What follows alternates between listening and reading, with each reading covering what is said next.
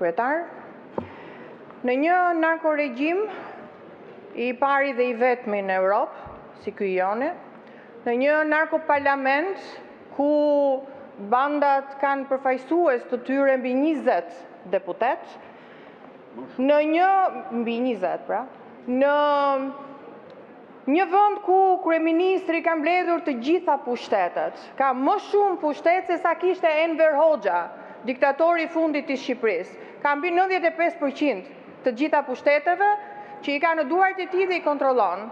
Parlamenti është si një oazë ku ka edhe opozitë.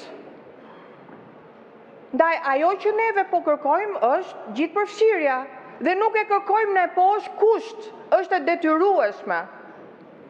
Edhe në procesin e integrimit, për çfarë ka shkuar e po vërtet Edi Rama sot që kemi hapur 4 kapitujt?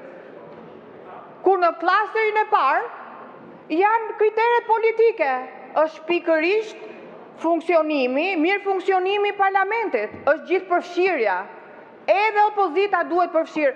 Po çfarë mashtrimi na bëni neve që pas ka pasur një grup pune? Ku është grupi punës? Ka qenë tek zyrat e PS-s? Sepse neve, asnjëri prej nesh nuk ka qenë. Na jepni emrat e grupit punës, që të shohim se kush ka marrë pjesë në këto ndryshime që juve i propozoni. Pse i fshihni? Na jepni të shohim kush i ka bërë këto propozime. A ka thënë gjë sot kryeministrit me ato kolegët e tij që e ka shkrirë Komisionin e Integrimit, ja ka hequr edhe opozitës mundësinë për t'u përfshirë drejt për drejt në procesin e integrimit, po pse kishit kaq frikë nga opozita që e hoqët? Në asnjë vend në këtë proces, në këtë fazë të një procesi të integrimit, asnjë vend i rajonit nuk e ka të shkrirë Komisionin e Integrimit, përkundrazi. Ashtu sikur se keni bërë me drejtoritë e ndryshme, ashtu si keni bërë me ministritë që e shkrit Ministrinë e Integrimit para disa vjetësh, tani po shkrini edhe Komisionin e Integrimit. Kush është mesazhi që po i çoni Parlamentit Evropian, Komisionit Evropian? Kush është mesazhi që po i çoni gjithë krerëve të shteteve të Bashkimit Evropian? Po i thoni vetëm që bandat do jenë ato që do prevalojnë.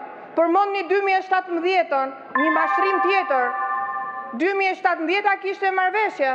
Kur ka konsensus, atëherë ajo prevalon si marrëveshje. Po kur nuk ka konsensus si ç'është kjo, atëherë duhet detyrimisht të respektoni këto 2 libra që na i keni vënë sot mbi tavolinë, rregullore dhe kushtetut.